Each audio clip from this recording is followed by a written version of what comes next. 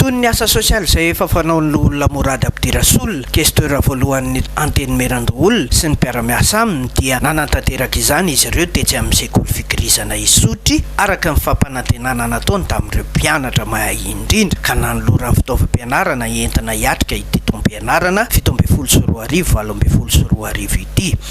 Fitaovam-pianarana feno sy fanampiana entina hiatrika ny taom-pianarana 17 natolotry ny Loholona Mourad ABDIRASSOUL ireo mpianatra mahay miisa 9 amin'ny kilasy fanombohana ka hatramin'ny kilasy famaranana nandritry ny taom-pianarana 17 lasa teo iny. Eo ihany koa ny fiantohana ny saram-pianaran'ireo ankizy iray isaky ny kilasy mandritry ity taom-pianarana 17 ity izay efa fampanantenana nataony tamin'ny fandalovany teo amin'ny sekoly io tamin'iny taona lasa iny. Nampanantena ihany koa ny tenany fa hojerena manokana ihany koa ny hanomezana marim-pahakasitrahana ireo mpanabe ka ireo mpianatra no anolotra izay mpanabe mendrika sy nanome fahalalana tsara ireo ankizy izay mendrika fifaninanana ihany koa ho an'ireo mpanabe. Ireo mpianatra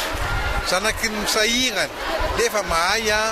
dia ningavy ny tali zay hoe mba mianarareo ankizy ireo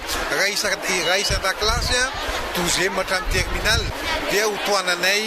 amin'ny fandoavana ny écolaziny amin'ny taona 17 ity. Ireo mpampianatra izay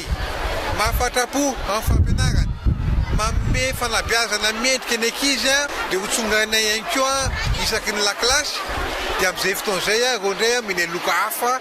mba ampirisina reo mpampianatra mba hanohy ny fampianarana sy fanabeazana tsaratsara kokoa. Nisaotra sy nankasitraka ny Loholona ny talen'ny sekoly amin'ny fijerena manokana ny Sekoly Fikirizana Isotry ary ampiseho fa reharehan'ny sekoly ny fanampin'ny mainty milala toa izao ataon'ny Loholona izao. Nanamafy ihany koa ny tenany fa maro ny fepetrany raisina amin'ny fiarovana ny tsy fiparitahan'ny aretina pesta ka anisan'izany ny fanaramaso entitra amin'ny lafin'ny fahadiovana izay miainga any amin'ny tokantrano tsiraray avy mihitsy. Jerena daholo izay ankizy tsy salama na dia hoe sery aza zany na marary-ndoha izy tsy alefa ndray aman-dreny aty ampianarana fa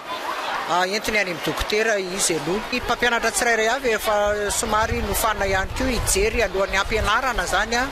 iza ny ankizy tsy salama na ohatr'izany tsy mahay jerena tsirairay avy aloha zay vao manomboka fianarana.